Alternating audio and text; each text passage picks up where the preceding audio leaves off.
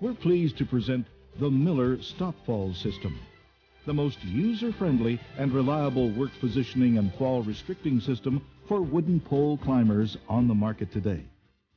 During the course of this presentation, we'll review climbing preparations, operation, maneuvering around obstacles, work positioning, inspection, and maintenance.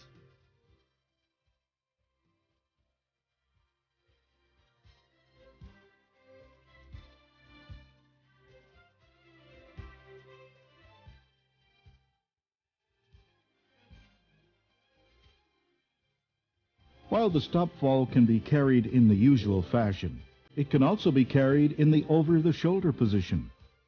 If your StopFall has been supplied with protective gaff covers, remove them from the StopFall and unstrap the free end snap and pass around the pole. Attach the pole strap to the opposite D-ring of your safety belt. Note, the gaffs must be pointing down. Reconnect the cross-strap disconnect length adjuster, being sure that the T-head male pin nests properly in its slot. You can see that it's held in by the leaf spring. The cross-strap length is now adjusted so that it forms a choking action on the pole. To adjust the pole strap length, use the pivoting pole strap length adjuster so you are at a comfortable climbing angle on the pole. To do this, shorten the strap by grasping the loose end of the strap. Lean slightly toward the pole to remove some of your weight from the strap assembly. Pull the strap through the pivoting pole strap length adjuster until the desired length is reached. Adjust both strap ends if required. If you need to lengthen the pole strap, grasp the extended plate on the pivoting pole strap adjuster.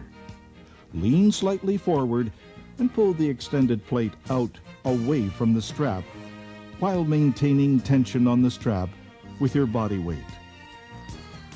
Now you can test the return spring by grasping and pulling the slider gaff assembly towards your body, then releasing it. The cross strap should return to its original choke position.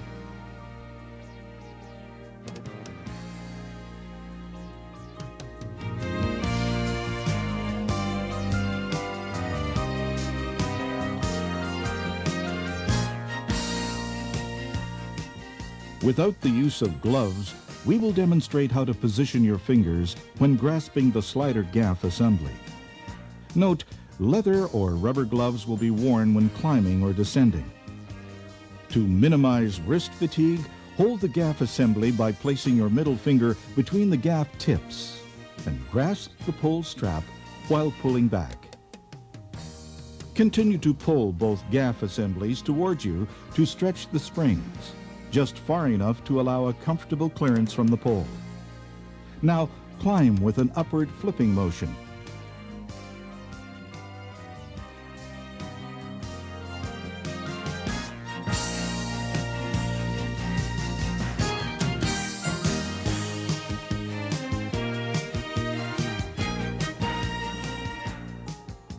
To ensure continuous fall protection, a Miller web retractor backup system should be included and engaged prior to detaching the StopFall. To climb past or around an obstacle, you must deploy the web retractor by grasping the carbiner and pull out the webbing of the backup system. You are now ready to wrap the webbing around the pole above the obstacle. Open the twist lock carbiner and place it over the webbing, forming a choked web loop around the pole above the obstacle. Release the carbiner gate, allowing it to close. The webbing should be as short as possible to minimize the fall distance should a fall occur.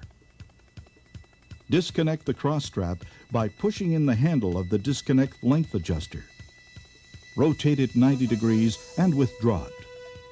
You can now park the cross strap. Now lean slightly forward to reduce your weight against the pole strap and detach one snap hook from the safety belt D-ring and pass the pole strap around the pole. Position the pole strap above the obstacle and reconnect the snap hook to the open safety belt D-ring. You can then reconnect the cross strap and adjust the length if necessary to form a choking action on the pole. Disconnect the carbinder from the web strap, allowing the webbing to retract fully into the case, and continue your climb. Use the web backup system only for passing over obstacles on the pole.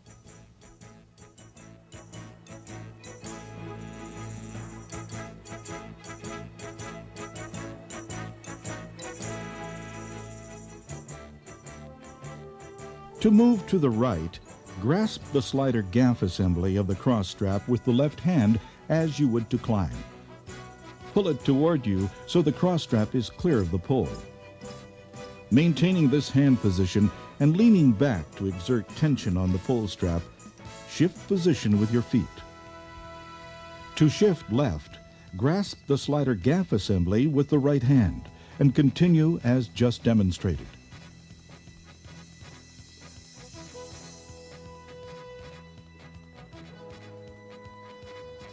To move around the pole using no hands, your hips should be level or slightly above the pole strap, using hip action to rotate around the pole.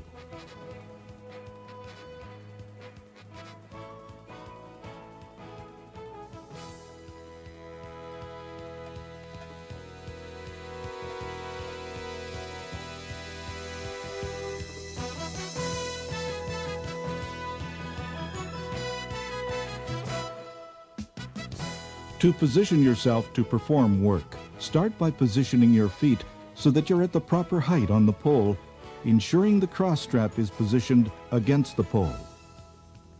Adjust the pivoting pole strap length adjuster to achieve a comfortable work position. If necessary, adjust the cross strap length using the disconnect length adjuster to achieve the proper choking action.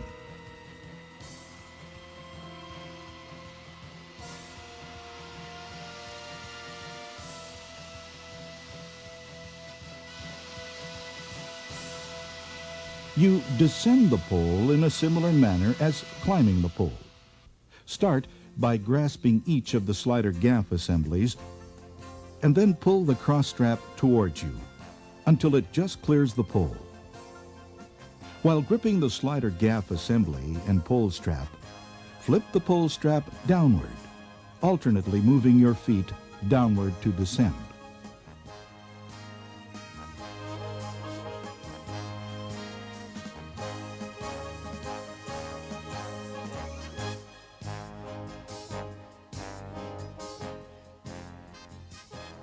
The procedure for climbing past obstacles below you is similar as climbing above obstacles, except the pole strap is deployed below the obstacle, while the web retractor backup system is in place above.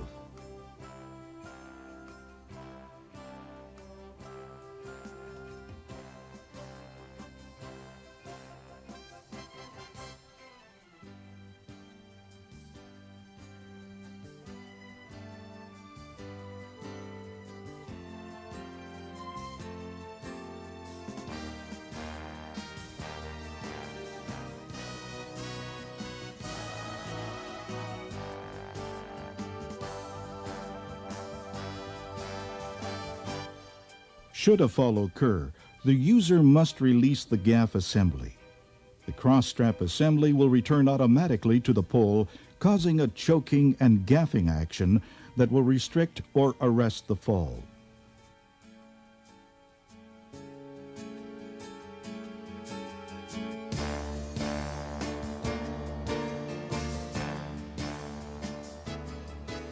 Inspect all exposed webbing material on both sides of the pole strap, watching for badly frayed edges, broken fibers, pulled stitches, cuts, or chemical damage. The inside of the pole strap is lined with a wear pad designed to determine wear. Never use a pole strap which has worn to the point of showing the colored interior plies. Cross-strap webbing should be inspected using the same method for checking the pole strap webbing. You'll notice that some surface fraying and fading will become apparent after a relatively short period of use. This is not a concern, provided cuts or chemical damage are not present. You may also wish to install a cross-strap wear pad to help extend the life of your cross-strap. All hardware should be checked for distortion, cracks, breaks, corrosion, or pitted surfaces. Inspect snap hooks for eye distortion. The keeper gate should seat into the nose without binding and should not be distorted or obstructed. The keeper spring should exert sufficient force to firmly close the keeper. Keeper locks must prevent the keeper from opening once the keeper has closed. On the slider gaff assembly, check that the gaff edges are clean with a sharp, undamaged edge. The roller pin screw should be tight and the rollers and pins straight. To inspect the disconnect length adjuster, start by making sure the screws holding the T-head male pin are tight, if so equipped. The leaf spring should be in a position to hold the T-head in its slot. The spring loader bar should pinch the webbing, holding it in place, requiring a conscious effort to move the webbing past it. When inspecting the return springs, make sure that at least one full turn of the spring is attached to the slider gaff assembly.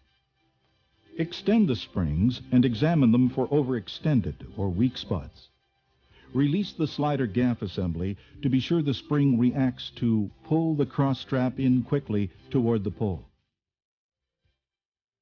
Check that the rivets are tight and the cover is in place on the center spring anchor. Inspect the pivoting pull strap adjusters for distortion. Make sure the dome stops are not missing or loose. Inspect that all rivets are properly set. A loose rivet will eventually let go. It's important to note that you should inspect your hardware daily prior to using it.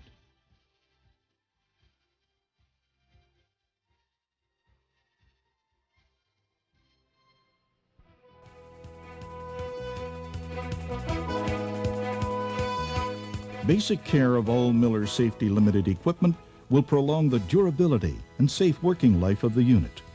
Proper storage and maintenance are as important as periodic cleaning. To clean nylon and polyester webbing, wipe off all surface dirt with a sponge dampened in plain water. Squeeze the sponge dry. Dip the sponge in a mild solution of water and commercial soap or detergent. Work up a thick lather with a vigorous back and forth motion. Wipe the strap dry with a clean cloth. Hang freely to dry, away from excessive heat, steam, or long periods of light, particularly sunlight. Store away from excessive heat, steam, and light to prevent ultraviolet light degradation of fibers. All moving parts of snap hooks, pull strap length adjusters, and slider gaff assemblies should be kept free of dirt and foreign materials. Occasional light lubrication of the snap hooks with WD-40 will help to maintain their function. Avoid getting WD-40 or any other chemicals on the webbing.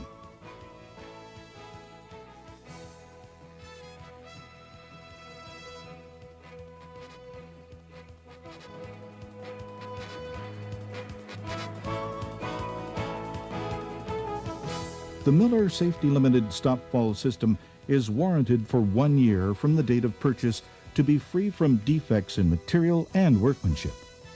No other warranty is expressed or implied. Repair or replacement will be determined by Miller Safety Limited. If a fall should occur, the StopFall must be removed from service immediately and returned to the distributor for return to Miller Safety Limited for inspection and repair. The Miller StopFall system provides superior work positioning and fall protection for wooden pole climbing. Before you start a climb, think Miller, the leader in fall protection technology.